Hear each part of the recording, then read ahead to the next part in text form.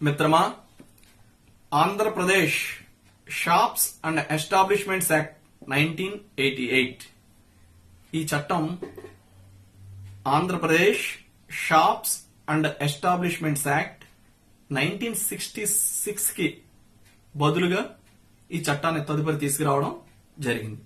అంటే Andhra Pradesh shops and establishments act 1966 స్థానంలో Andhra Pradesh shops establishments act 1988 అనేది తీసుకురావడం జరిగింది.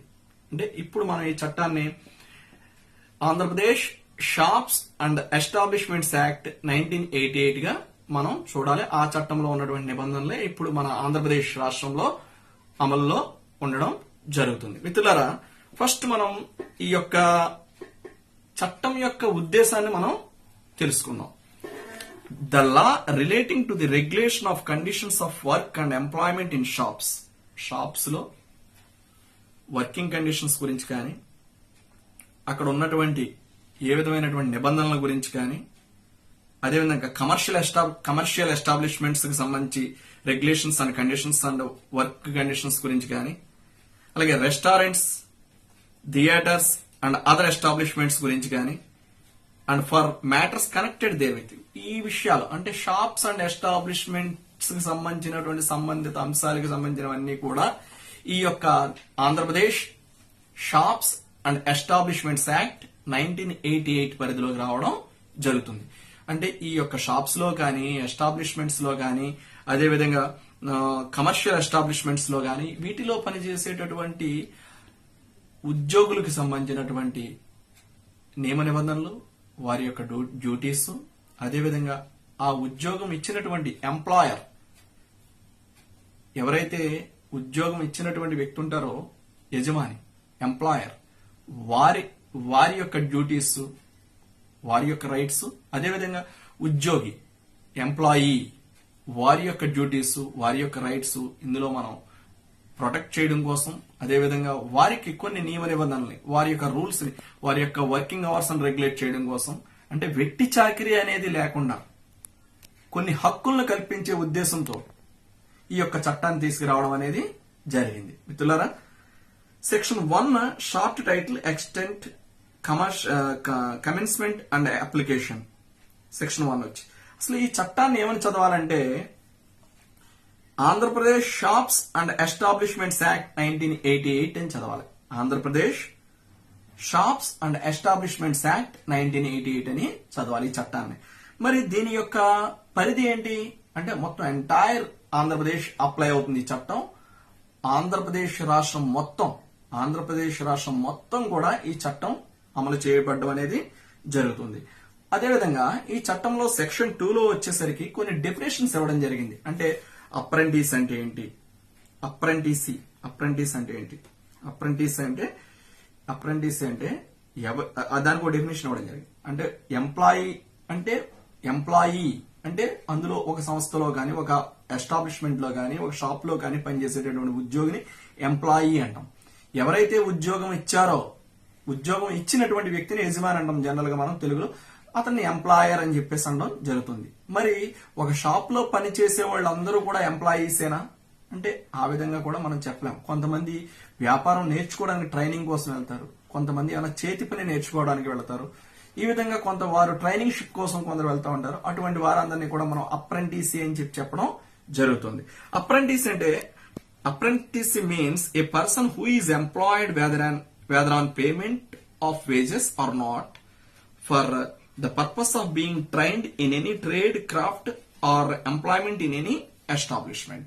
Apprentice అంటే చూడండి, apprentice means a person who is employed whether on payment of wages or not, అతని జీతానికి కావచ్చు, జీతానికి కాకపోవచ్చు, for the purpose of being trained in any trade, ఒక వ్యాపారంలో కానీ, ఏదైనా ఒక పని నేర్చుకునే దానికి కానీ, లేదా ఆ ఎంప్లాయ్మెంట్, ఆ ఎస్టాబ్లిష్మెంట్ లో కనుక అతను జాయిన్ అయితే అతను అప్రెంటిసీ అని చెప్పేసి అంటాం. అతని ఉద్దేశం ఏంటంటే ఒక ఉద్యోగిగా రాడు, అక్కడికి నేర్చుకునేటటువంటి ఉద్దేశంతో వస్తాడు. ఒక ఉద్యోగిగా రాడు, నేర్చుకునేటటువంటి ఉద్దేశంతో వస్తాడు. అతను అప్రెంటిసీ అని చెప్పేసి మనం అనడం జరుగుతుంది. అదేవిధంగా ముఖ్యమైన సెక్షన్స్, ఈ సెక్షన్స్ లో ముఖ్యమైన విషయాలు మనం తెలుసుకుందాం. మరి child, Andhra Pradesh shops and establishment act ప్రకారం చైల్డ్ అంటే 14 సంవత్సరాల లోపు ఉన్నటువంటి పిల్లలను చైల్డ్ కింద భావించడం జరుగుద్ది. వారిని షాప్స్ లో గాని ఎస్టాబ్లిష్మెంట్స్ లో గాని పని చేయించడం అనేది నేరం. షాప్స్ లో గాని ఎస్టాబ్లిష్మెంట్స్ లో గాని 14 సంవత్సరాలు 14 ఇయర్స్ బిలో ఉన్నటువంటి ఎవరినైనా సరే పని చేయించడం అనేది నేరం.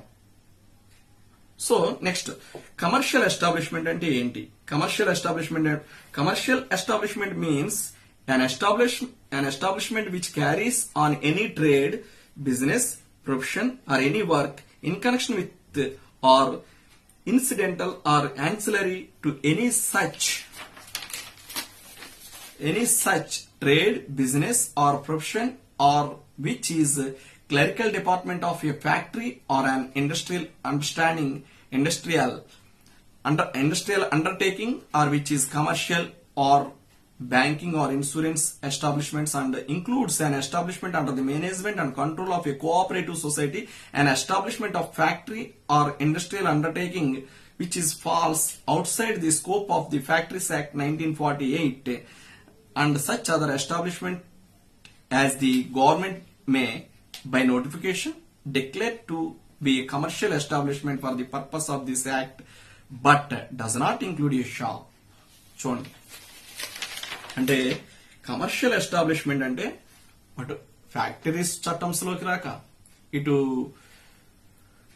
షాప్స్ లోకి రాక, షాప్ అంటే దుకాణం అని మనం చెప్పుకున్నాం, ఈ షాప్స్ కేటగిరీలోకి రాక, ఈ యొక్క ఫ్యాక్టరీ చట్టం పరిధిలోకి రాక, మధ్యస్థంగా కొన్ని సంస్థలు ఉంటాయి. వీటినన్నింటినీ కూడా కమర్షియల్ అంటే వీటి మళ్ళీ కమర్షియల్ వ్యాపార సంస్థలు ఇవి. కమర్షియల్ అంటే వ్యాపార సంస్థలు ఇవి. ఇలాంటి సంస్థలన్నీ కూడా కమర్షియల్ ఎస్టాబ్లిష్మెంట్స్ అని చెప్పడం జరిగింది. ఈ కమర్షియల్ ఎస్టాబ్లిష్మెంట్స్ లో ఏమొస్తాయి అన్నది కూడా ఇప్పుడు మనం చెప్పుకోవడం జరిగింది. మిత్రులారా, నెక్స్ట్ మరి day.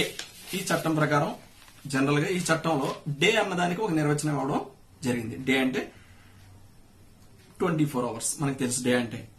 Day means period of 24 hours beginning at mid night. మనకి ఎప్పుడు డే ఎప్పుడు బిగిన్ అవుతుంది? మిడ్ నైట్ 12 నుంచి డే బిగిన్ అవుతుంది. మిడ్ నైట్ 12 నుంచి next fourth with coming mid night 12 వరకు 24 hours. So it is to be treated as one day, 24 hours.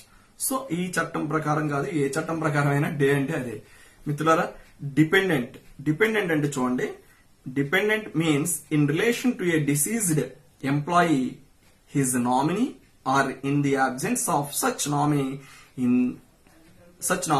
the heir or legal representatives. అంటే చూడండి, ఇక్కడ చాలా ముఖ్యమైన విషయం ఏంటంటే మనం ఇందాక చెప్పుకున్నాం, ఎవరైతే ఒక వ్యక్తి ఒక షాప్ లోనో ఒక ఎస్టాబ్లిష్మెంట్ లోనో వర్క్ చేస్తున్నారో, సహజంగా కొన్ని షాప్స్ లో ఒకరు లేదా ఇద్దరు ఉద్యోగులు మాత్రమే ఉంటారు యజమానితో పాటు పనిచేయడానికి. వారు మాత్రమే పనిచేస్తారు. వారు సుమారు అనేక సంవత్సరాలు వారి షాప్ లో పనిచేస్తూ ఉంటారు. దురదృష్టవశాత్తు అన్ఫార్చునేట్లీ వారికి ఏమైనా జరిగినా, ఏ యాక్సిడెంట్ లాంటిది జరిగినా, లేదా వారు మరణించినా, వారికి ఏ విధమైనటువంటి ఉద్యోగ భద్రత గాని, వారికి రావాల్సినటువంటి వారికి ఏ విధమైనటువంటి బెనిఫిట్స్ గాని పొందలేని స్థితిలో చాలా మంది ఉండడం జరుగుతుంది. అనేక అన్ఫార్చునేట్ ఈవెంట్స్ లో వారు ఏంటంటే యాక్సిడెంట్స్ గురవుతారు. వారు ఇంకా ఉద్యోగం చేయలేని స్థితిలో పాపం వారి ఇళ్లకే పరిమితం అవుతారు.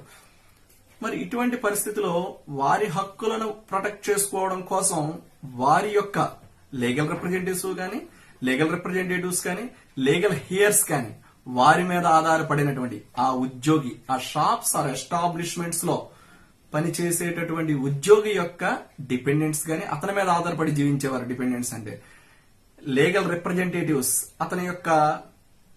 అతని తరపుని లీగల్ గా న్యాయ సంబంధితమైనటువంటి రిప్రజెంటేటివ్ ప్రతినిధులుగా గాని, లేదు వారి యొక్క హియర్స్ అంటే వారసులు గాని, ఈ యొక్క అతనికి సంబంధించినటువంటి ఒక ఉద్యోగికి సంబంధించినటువంటి హక్కులను అతని మరణానంతరం గాని, అతను ఏ విధమైనటువంటి గాయాలకు గురై ఇంటికే పరిమితమైన గాని వీరు ఎన్ఫోర్స్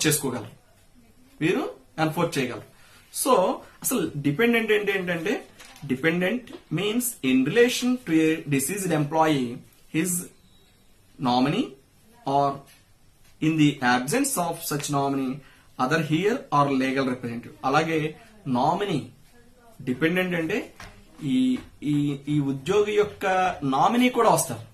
ఈయన యొక్క నామినీ ఎవరికిస్తే వారు కూడా అతనికి సంబంధించి ఎన్ఫోర్స్ చేయగలరు అతని హక్కుల్ని, ఆ ఉద్యోగి ఎంప్లాయీకి సంబంధించినటువంటి హక్కుల్ని, ఆ షాప్ లో కానీ లేదా ఆ ఎస్టాబ్లిష్మెంట్ లో కానీ పనిచేసేటటువంటి వ్యక్తి యొక్క హక్కులని ఎన్ఫోర్స్ చేయగలరు. ఇక్కడ మనం ఇదంతా అవుట్ సైడ్ స్కోప్. ఇది జనరల్ గా ఈ చట్టంలో డిపెండెంట్ అంటే ఇచ్చినటువంటి డెఫినేషన్ యాజ్ పర్ లా మనం తెలుసుకున్నాం. మనం అవుట్ ఆఫ్ స్కోప్ ఎక్స్ప్లెయిన్ చేసుకున్నాం. అది కాకుండా చట్టం యాజ్ ఇట్ ఈస్ గా ఏం చెప్పిందో అది మాత్రమే మీకు చెప్తాను. Dependent means in relation to a deceased employee, his nominee, or in the absence of such nominee, the heir or legal representative.